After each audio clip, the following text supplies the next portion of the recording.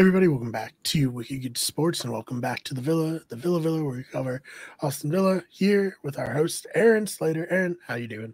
I'm doing fantastic, Brian. I couldn't ask for a better weekend. Yeah. So as we were talking before we started recording, this is 5 in a row for Five, Villa. big So old five. pretty good win streak here. What's that? 15 points in a row here. Yep, that'd be So 15 points. Pretty good. Tell me about this 3-0. Very important 3-0 victory over Newcastle. It was utter dominance in this match today. But from first whistle to last whistle, Ollie Watkins almost had a goal in 30 seconds. That's how dominant this match was. We were carving Newcastle up. They didn't have a wing and a prayer against Villa today at our home park. That's not to knock Newcastle and their success, but they just met, what's in a immovable force. It's an object. Yeah, that. I like to say, in football, they ran into a buzzsaw here. A team that's just on their shit and just really took it to them. Yep, that's exactly how it was today. I mean, we carved their midfield, carved their defense. It was just first-class stuff from Villa today. Right out the gate, obviously, like I said, Ollie almost put in a goal in 30 seconds, hit it off the post. More to come from him later in the second half. We get our first goal through Ramsey, Jacob Ramsey, who smashed it, lower 90, but it was set up through Ollie Watkins, who was also set up by John McGinn with a gorgeous cross from the right side. And Ollie cushioned the header in the path of Ramsey, and it was first class stuff, essentially, what was happening here. One word to classify the first half: dominant. Other words to classify the first half: cutthroat. They were vicious. They were lethal. They were on top of their game today. And you got to love it, too, because here, Newcastle is no pushover. They're fourth. No. So, pretty good win.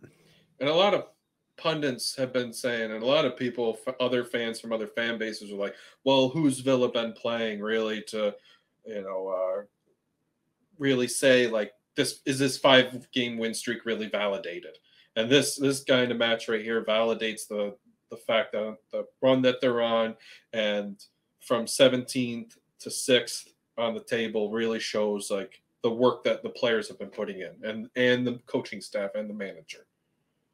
Yeah, and I mean, I always found that argument a little silly in sports. I mean, a lot of people, if we take it football, a lot of people said the same thing about the Eagles. Mm-hmm. Eagles almost won the Super Bowl this year. So, who are they playing? But especially in a league like the Premier League, where you play the same schedule as everyone else, right? So, you play everybody twice. They're playing the same teams every other team playing, not in the same order, but come on. Who's it? Herm Edwards? You play to win the game? Yeah. I mean, so tell me about the second half. I mean, you kind of teased it a little bit, but let's dive into it. So the tale of the halves is kind of what Villa have been lately, and this was not that. This second half, more dominance from Villa. They brought it to Newcastle, and they went out and scored 2 more goals through Ollie Watkins. And there's not much more to say to this match other than we're expecting now to win every match. Yeah, I mean, Watkins is just like on one right now, it seems.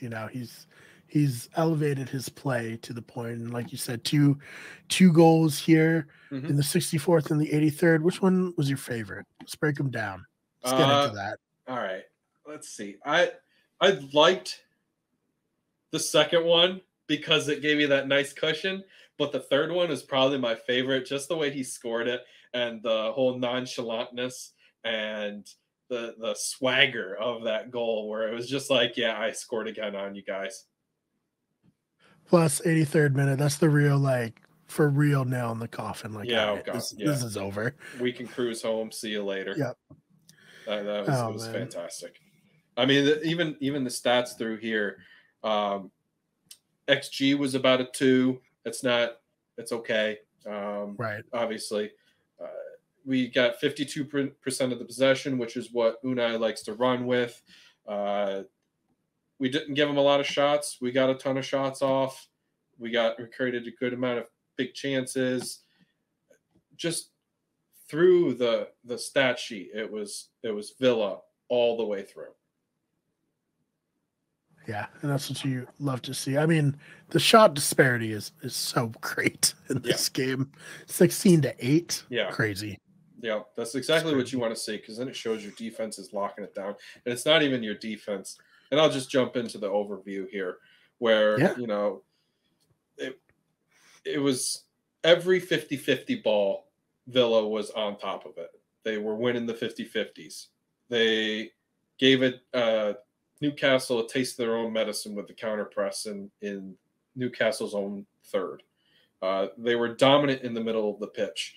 Like if in football terms, American football terms, we call it dominating in the trenches. That's essentially what happened in this particular match. We won in the middle third, which eventually elevated us to be able to attack when we wanted to, escape the pressure if we needed to, and hold possession, which is key in matches like this against Newcastle. Villa took advantage of the spaces that they were given to by Newcastle. That there was some slight offness, but you know what? You got to take advantage of what you're given. So this defense looks about as good as back when John Terry had his hands on him. I think it was 2021-ish when they had 14 clean sheets. I mean, there's so much cohesiveness going on with the defense that everybody knows what their job is, and that's fantastic. But I mean, that's all the good things. Like there was some bad, but I mean, there Sure. wasn't enough bad to really for me even to warrant saying Yeah. it. Like, sure, could we have scored in 30 seconds? That would have been great. Right. What about a hat trick? Yeah, Well, maybe. he could have had 4 goals. Yep. I mean, what are you gonna do? Yeah. Yeah. All right. So let's look forward a little bit. Unless there's anything else in this match that you wanted to talk about. Just a couple. Okay. Yeah. Unai's post-match conference, he had said, and I'm going to paraphrase this a little bit.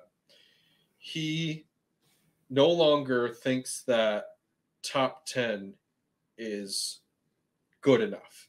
That now a more achievable and realistic goal is top 6. Yeah, that's such a big boost for the fans to hear, for the players to hear. And John McGinn said in his post-match conference too, like Unai has been very straightforward with them about what their goals are. In the beginning, when he had taken over, it was, hey, let's get us out of relegation. Let's get us to top 10. This is what this club should be about, is top 10 every year. And now that they've pushed that goal and exceeded that goal, hey, now let's look at, top 6 and maybe even get to Europe. Yeah, I want to ask about that. So right now, Newcastle is 56, Tottenham has 53, and Villa has 50. Tottenham's played 31 games, Newcastle's played 30, Villa's played 31. So, I mean, it's not like Champions League. Maybe there's not enough time to make up, the points depending, but top 5, it's right there. Yeah, it's definitely possible. Our only disadvantage right now is that Brighton have 2 games in hand on us, and Liverpool have a game in hand. And both those teams this week play Nottingham Forest.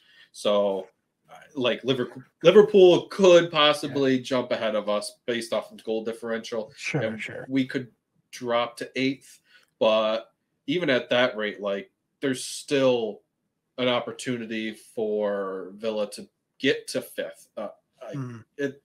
There's time, but there's almost not enough time. It's like one of those things where it's a race to the finish to see who's going to get to Europe. It's possible, right? But I mean, let's be real. When we started this podcast, did you think this was even a possibility for I Villa? no, not No. Europe. If talking about Europe, no. Next year I Yeah. would have been like, yeah, we have. Right. I would have beat the drum for Europe, but Mhm. top 10 I would have been more than happy with. If we just sat right at 10, I would have been okay. Great job. Mhm. Let's look to next year. But to be Right. able to talk about Europe in the here and now blows my mind. Like they're to try to put that in perspective is impossible, to be honest. Yeah. So, I mean, hey, exciting times. Yes, heck yeah, and I can't wait to ride the ship all the way. I can feel too, like people kind of finding our show who are also Villa fans. They're getting excited too. They should be, and rightfully Yeah. so. I mean, the last few years have been mediocre. And now Mhm. that we have a manager who knows what he's doing and he's got his S together and he's able Right. to direct, what convey what he wants to say to his players and what the objectives are. Mhm. Like it just goes to show that managers, top class managers, will get you there. Yeah. No doubt. All right. Anything else you want to touch on before we get on out of here? Let's jump to the next match real quick. Yeah. And we'll do a little speed around with it here. We won't do too much with it. It's at Brentford. Okay. So that's not. It's going to be a little tough. Yeah, Not they're going to ninth lie. right now. Yep. 43 points. Yep. Pretty They've good. definitely exceeded their expectation as well. Right. Brentford play kind of a different play style than Villa. They're going to be more counterattacking than how we Villa like to hold possession and try to knock it around quick, and so it's going to be two totally different play styles, and we'll see how Villa are going to be able to defend that, because teams have had more success going direct on Villa's defense because they play a higher line, which means they play closer to the halfway line than some other teams do. I could see this match. I keep saying I want to say draw because then every time I've said draw, we've won too. So it's like, what do I want to? How much do I want to bite Yeah. off? Yep. I don't know. This stretch, this run, I don't think can be stopped right now. I'm thinking a win today. Okay. Hey, That day. I love it. I love it. Yeah. We're predicting a win. Do you have a score you want to give? Let me see. What day is it? It's gonna be I should actually the 22nd. What does that give? That Saturday? Yep.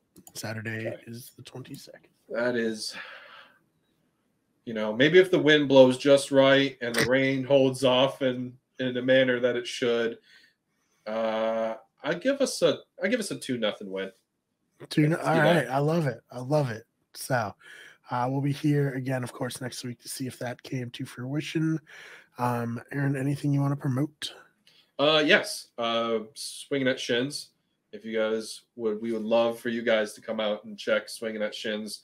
Brett and myself and Brian for the next foreseeable future until. Yeah, we gotta talk about that, right? So no episode this week because good news.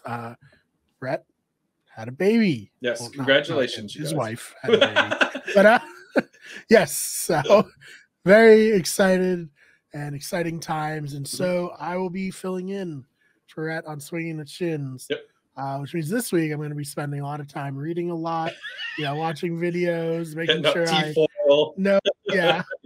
I'm going to download was a Football Manager, see what I can figure out about all that stuff. And so it'll be fun. It won't be as good as when Rhett is hosting with you, but we're gonna give it our best, and Aaron will carry us through. And I'm excited. I got shoulders. It's all right. Yeah.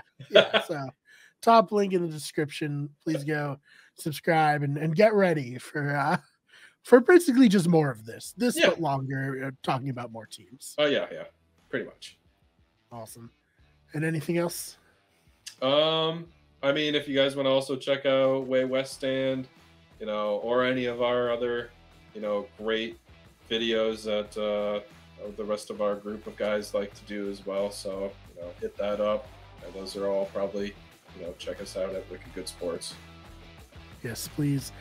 NBA and NHL playoffs are happening right now, so we're going to be quite busy, I'm sure, over the next few weeks, especially if the Bruins and Celtics stay in it, which presumably they will for a little while. Yeah, right. So, should hopefully, I mean, knock on wood, of course. But yeah, so it's a fun time here, and the draft is coming up. So if anything really crazy happens, then I'm on the rumor wire for any potential trades, anything like that.